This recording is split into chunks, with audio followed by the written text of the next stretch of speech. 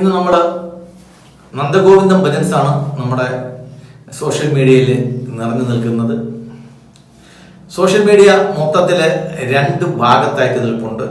ഒന്ന് നന്ദഗോവിന്ദം ഭജൻസിനെ അവരുടെ പ്രവർത്തികളെ ന്യായീകരിക്കുന്നവരും ഒന്ന് എതിർക്കുന്നവരും.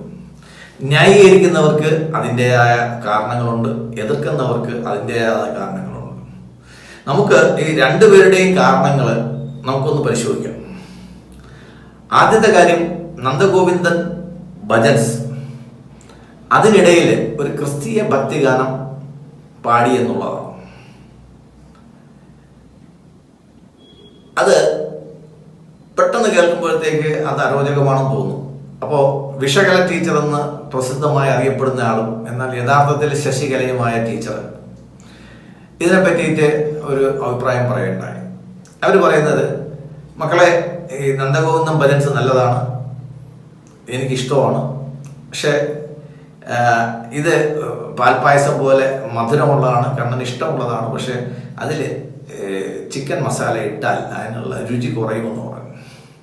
അപ്പം ടീച്ചറുടെ ഉപമയൊക്കെ വളരെ ലളിതമാണ്, വളരെ ലാഘവമുള്ളതാണ്, ശരിയുമാണ്. ഈ മതങ്ങൾ തമ്മിൽ കൂട്ടി ഒരു ഫ്യൂഷൻ ഉണ്ടാക്കുന്ന ഒരു രീതി നമ്മൾ കുറെ കാലത്തിൻ്റെയൊക്കെ നമ്മൾ കണ്ടുവരികയാണ്. ഈ ഫ്യൂഷൻ നല്ലതാണ്, ഓട്ടെ, ഓക്കെ, അതവിടെ നിൽക്കട്ടെ.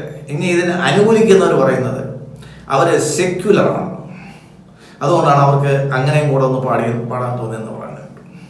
അപ്പോൾ ഇതില് അടുത്ത മൂന്നാമത്തെ ഒരു വർഷം കൂടുതൽ ന്യായീകരിച്ചുകൊണ്ട് കണ്ടത് നമ്മളേവരും ഏറ്റവും ബഹുമാനിക്കുന്ന കേരളത്തിലെ കവിതയുടെയും സംഗീതത്തിൻ്റെയൊക്കെ കാരണവരായിട്ടുള്ള ശ്രീകുമാരൻ തമ്പിയാണ്. അദ്ദേഹം പറഞ്ഞിരിക്കുന്നത്, റസൂലെ ആ പാട്ട്, അങ്ങനെ ഞാൻ എഴുതിയ എത്രയോ പാട്ടുകൾ ക്രൈസ്തവ ഭക്തിഗാനങ്ങൾ കേൾക്കാത്തവരായിട്ട് ആരെങ്കിലും ഉണ്ടോ? ഇല്ല. ഞാനൊരു ഹിന്ദു ആയതുകൊണ്ട് എനിക്കൊരു ക്രൈസ്തവ ഭക്തിഗാനം എഴുതുന്നതിനകത്ത് എന്താ കുഴപ്പം? അതേപോലെ യൂസഫ് അലി കേച്ചേരി, സത്യം പറഞ്ഞു കഴിഞ്ഞാൽ അദ്ദേഹം പറഞ്ഞത് ശരിയാണ്. മലയാളത്തിലെ ഏറ്റവും കൃഷ്ണനെ പറ്റിയുള്ള ഏറ്റവും മധുരതരമായിട്ടുള്ള ഗാനങ്ങൾ എഴുതിയതെല്ലാം യൂസഫ് അലി കേച്ചേരിയാണ്. ഈ കൃഷ്ണനെ പറ്റിയും അയ്യപ്പനെ പറ്റിയിട്ടുള്ള ഏറ്റവും നല്ല പാട്ടുകൾ ഏറ്റവും ഭംഗിയായി പാടിയിട്ടുള്ളതും എന്നും നമ്മൾ കേൾക്കുന്നത് യേശുദാസിൻ്റെയാണ്. അപ്പോൾ ഇവരൊക്കെ ചെയ്തതിനകത്ത് ഒരാൾ സിനിമയാണത്. സിനിമയ്ക്കകത്ത് നമുക്ക് എല്ലാ മതത്തിനെ പറ്റിയിട്ടും പറയാം, അമ്പലത്തിനകത്ത് പള്ളിക്കകത്ത് നമുക്ക് എല്ലാ മതത്തിനെ പറ്റിയിട്ടും പറയാൻ പറ്റത്തില്ലല്ലോ ശ്രീകുമാരൻ തമ്പി സാറേ.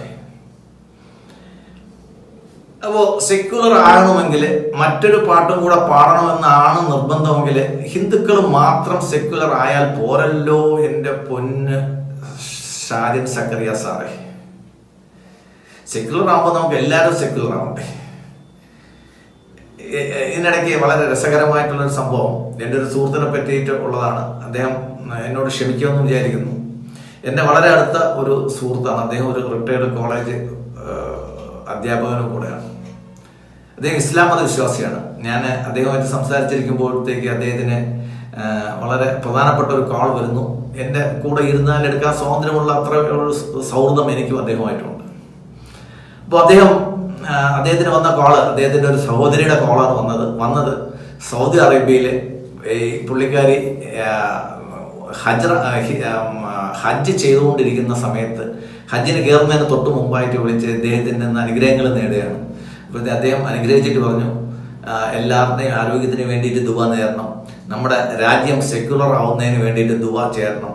ഇപ്പം ഞാൻ കളിയാക്കി പറഞ്ഞു, നമ്മുടെ രാജ്യം മാത്രമല്ല, ലോകത്ത് എല്ലാവരും സെക്യുലർ ആവാൻ വേണ്ടിയിട്ട് ദുആ ചേരണമെന്ന് പറഞ്ഞു. പുള്ളിക്കാരൻ ഫോൺ കട്ട് ചെയ്തിട്ട് അത് വേണ്ട കേട്ടോ അല്ലേ എന്ന് പറഞ്ഞു. അതായത് ഈ സെക്യുലറിസം എന്ന് പറയുന്ന ഒരു അജണ്ട ഹിന്ദുക്കൾക്ക് മാത്രം ആവശ്യമുള്ള എന്തോ ഒരു സാധനമാണെന്നാണ് ആൾക്കാർ വിചാരിച്ചു വെച്ചിരിക്കുന്നത്. ഹിന്ദുക്കൾ ഒരു സർവമത സമ്മേളനം വിളിക്കുമ്പോഴത്തേക്ക് പാളയത്തുന്ന ഒരു ഇമാമിനെയും ഏതെങ്കിലും ഒരു വെള്ളക്കോട്ടിട്ട് ഒരു അച്ഛനെയും പിടിച്ചുകൊണ്ടോടെ ഇരുത്തും, എന്നാലേ അവർക്ക് മനസ്സമാധാനം പറ്റത്തുള്ളൂ. പക്ഷേ ഇത് ഹിന്ദുക്കൾക്ക് മാത്രം ആവശ്യമുള്ള ഒരു സാധനമാണോ സെക്യുലറിസം എന്നുള്ള കാര്യത്തിൽ എനിക്ക് പലപ്പോഴും കൺഫ്യൂഷൻ തോന്നിയിട്ടുണ്ട്. ശരിക്കും ഒരു കോൺഗ്രസ്സുകാരനായ ഞാൻ RSS അനുഭാവിയാവാനുള്ള ഒരു കാരണം തന്നെ ഈ ലോകത്ത് സെക്യുലറായ എല്ലാ മതങ്ങൾക്കും സ്വന്തമായിട്ടുള്ള പാഠശാലകളുണ്ട്, മതത്തിൻ്റെതായ സ്കൂളുകളുണ്ട്, മതത്തിൻ്റെതായ ആരാധനാലയങ്ങളുണ്ട്. അതൊക്കെ ഭരിക്കുന്നത് അവരാണ്. പക്ഷേ ഹിന്ദുക്കളുടെ ആരാധനാലയം നേരിട്ട് ഇന്ത്യ ഗവൺമെന്റും കേരള ഗവൺമെന്റും ഭരിക്കുന്നതാണ് സെക്യുലറിസം എന്ന് തോന്നിയപ്പോഴത്തേക്ക് ഈ സെക്യുലറിസം എനിക്ക് വേണ്ടാന്ന് തോന്നി. പക്ഷെ എനിക്ക് സെക്യുലറിസം വേണ്ടാന്ന് തോന്നുന്നതിന് മുമ്പ് തന്നെ ഇന്ദിരാഗാന്ധി എന്ന് പറയുന്ന മൂരാച്ചി ഇന്ത്യൻ കോൺസ്റ്റിറ്റ്യൂഷനകത്ത് ഈ പിന്നെ സെക്യുലറിസം അകത്ത് കയറ്റിക്കളഞ്ഞു. അപ്പോൾ അവരുടെ കൊച്ചുമകൻ ഇന്നാള് ഈ കോൺസ്റ്റിറ്റ്യൂഷൻ്റെ ഒരു ചെറിയ പതിപ്പും പിടിച്ചിട്ട് വി ദ പീപ്പിൾ എന്നും പറഞ്ഞുകൊണ്ട് സംസാരിക്കുന്നത്. ഈ വി ദ പീപ്പിൾ എന്നും പറഞ്ഞുകൊണ്ട് അംബേദ്കർ ഉണ്ടാക്കിയ ഇന്ത്യൻ പാർലമെന്റ് അംഗീകരിച്ച ഇന്ത്യയുടെ ഭരണഘടനാ നിർമ്മാണ സമിതി അംഗീകരിച്ച ഇന്ത്യൻ ഭരണഘടനയ്ക്കകത്ത് സെക്യുലറിസം എന്നൊരു വാക്ക് ഇല്ലല്ലോ എൻ്റെ രാഹുൽ മോനെ. ഉണ്ടോ? ഞാൻ കണ്ടപ്പോൾ ഇല്ല. ഞാൻ 71 ശേഷമാണ് ഇന്ത്യ സെക്യുലർ ആയത്. 71 വരെ ഇന്ത്യ സെക്യുലർ അല്ലായിരുന്നു. എന്തായാലും നമ്മളിപ്പോൾ സെക്യുലറാണ്. ഇപ്പോൾ ഈ ചിക്കൻ ബോക്സ് പിടിക്കുന്നവർക്കുള്ള ഒരു കോംപ്ലക്സ് ഉണ്ട്. എല്ലാവർക്കും ചിക്കൻ ബോക്സ് വന്ന് കാണണമെന്നൊരു ആഗ്രഹമുണ്ട്. അതുകൊണ്ട് ഈ ചിക്കൻ ബോക്സ് പിടിച്ച അല്ലെങ്കിൽ സെക്യുലറിസം പിടിച്ച എനിക്ക് ഒരു ആഗ്രഹമുണ്ട്, ലോകത്തെ എല്ലാ രാജ്യങ്ങളിലും സെക്യുലറിസം വേണം. അതുകൊണ്ട് ഞാൻ ലോക ആഗോള സെക്യുലറിസത്തിന് വേണ്ടിയിട്ട് ഈ എപ്പിസോഡ് സമർപ്പിക്കുകയാണ്. ലോകത്ത് എല്ലാ രാജ്യങ്ങളിലും സെക്യുലറിസം വരട്ടെ എന്നാണ് എൻ്റെ ആഗ്രഹം. അത് സൗദി അറേബ്യ ആയാലും വത്തിക്കാൻ ആയാലും അവിടെയൊക്കെ നമ്മുടെ സെക്യുലറിസം വേണം. രാവിലെ പോപ്പിൻ്റെ പ്രസംഗം കഴിഞ്ഞു കഴിഞ്ഞാൽ ഉടൻ ഭജഗോവിന്ദം കേട്ട് കഴിഞ്ഞാൽ ഭയങ്കര രസമായിരിക്കും. ഇപ്പോൾ ശശികല ടീച്ചർ പറയുന്ന പലതിനോട് എനിക്ക് യോജിപ്പില്ലെങ്കിലും ഇത്തരം കാര്യങ്ങളിൽ നമ്മളെ ഭരിക്കേണ്ടത് നമ്മളുടെ ഔചിത്യമാണ്. ഞാൻ എൻ്റെ മറ്റൊരു മതവിഭാഗക്കാരനുമായിട്ട് സംസാരിച്ചുകൊണ്ടിരിക്കുമ്പോൾ അദ്ദേഹത്തിനെ വേദനിപ്പിക്കാത്ത രീതിയിൽ വേണമെങ്കിൽ നമുക്ക് അദ്ദേഹമായിട്ട് തമാശകൾ പങ്കിടാം, നമ്മുടെ വ്യൂസ് പങ്കിടാം. പക്ഷെ അദ്ദേഹത്തിന് അരോചകമാകുമ്പോഴത്തേക്ക് അത് പാടില്ല. അത് ഇപ്പോൾ ഈ കുട്ടി പറഞ്ഞതിനകത്ത് ഒരു വളരെ വലിയ ആരും ശ്രദ്ധിക്കാതെ പോകുന്ന ഒരു പോയിന്റ് ഉണ്ട്. ഞാൻ വളരെ ശ്രദ്ധിച്ച ഒരു പോയിന്റാണ്. ആ കുട്ടി ഒരു മേനോൻ കുട്ടിയാണ് പറയുന്നത് ഇങ്ങനെയാണ്: ഞാൻ പള്ളി സ്കൂളിലാണ് പഠിച്ചത്. അതൊരു ലൈസൻസ് ആണോ കൊച്ചെ? നിങ്ങൾ പള്ളി സ്കൂളിൽ പഠിച്ചുകൊണ്ട് നിങ്ങൾ പാടുന്നിടത്തെല്ലാം നിങ്ങൾ പിന്നെ ക്രൈസ്തവ ഭക്തിഗാനം കൂടെ ഹിന്ദു ഭജനയ്ക്കകത്ത് തിരികെ കയറ്റേണ്ട ആവശ്യമില്ല. എങ്കിലേ നിങ്ങൾ സെക്യുലർ ആകൂ എന്ന് നിങ്ങൾക്ക് തോന്നുന്നത് നിങ്ങളുടെ മനസ്സിലെ ചെറിയ ചിന്ത കൊണ്ടാണ് തോന്നുന്നത്. ഞാൻ ഒരുപാട് ഇഫ്താർ സംഗമങ്ങളിൽ പോയിട്ടുണ്ട്, ഇഫ്താർ വിരുന്നുകൾക്ക് എന്നെ ക്ഷണിച്ചിട്ടുണ്ട്. പലയിടത്തും എൻ്റെ ഒരുപാട് ക്രൈസ്തവ സുഹൃത്തുക്കളുണ്ട്. അവിടത്തൊക്കെ ഞാൻ കൃത്യമായിട്ട് പള്ളിയിൽ പോകാൻ പറയാറുണ്ട്. ഒന്നുമില്ലെങ്കിൽ ആ പിന്നെ വെള്ളിയാഴ്ച ജുമായുടെ സമയത്ത് ഞാൻ അലാറം വെച്ചവരെ ഓർപ്പിച്ചിട്ട് ഞാൻ പള്ളിയിൽ അയക്കാറുണ്ട്. ഓരോരുത്തരും അവരവരുടെ വിശ്വാസം കൃത്യമായിട്ട് ഫോളോ ചെയ്യുന്നതാണ് സെക്യുലറിസം.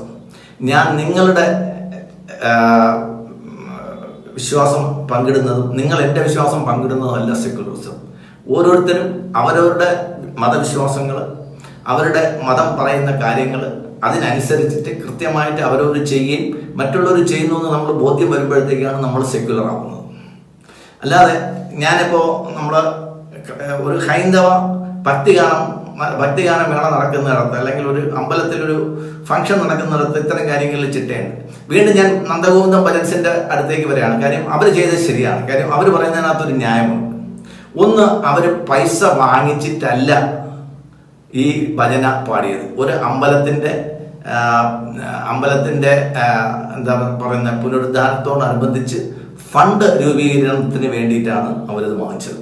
അങ്ങനെയാണെങ്കിൽ ഈ കുട്ടികൾ ചെയ്തത് വളരെ ശരിയാണ്. കാര്യം അവർ ആരിൽ നിന്ന് പൈസ വാങ്ങിച്ചിട്ടില്ല. നമ്മൾ ഒരാളിൽ നിന്ന് പൈസ വാങ്ങിച്ചിട്ടില്ലെങ്കിൽ നമുക്ക് ഒരാളെ സംരക്ഷിക്കേണ്ടതും അല്ലെങ്കിൽ അവരുടെ താല്പര്യങ്ങൾ സംരക്ഷിക്കാനോ നമുക്ക് താല്പര്യമില്ല, നമുക്ക് ബാധ്യതയില്ല. അപ്പോൾ ആ കുട്ടികൾ സൗജന്യമായി നടത്തിയ ഒരു ഗാനമേള എന്ന് വിചാരിക്കും. നന്ദഗോവിന്ദൻ ഭജൻസ് ഒരു ബ്രാൻഡായി പോയി. യഥാർത്ഥത്തിൽ അവർ നടത്തിയ ഒരു കാവ്യാർച്ചനയാണ്.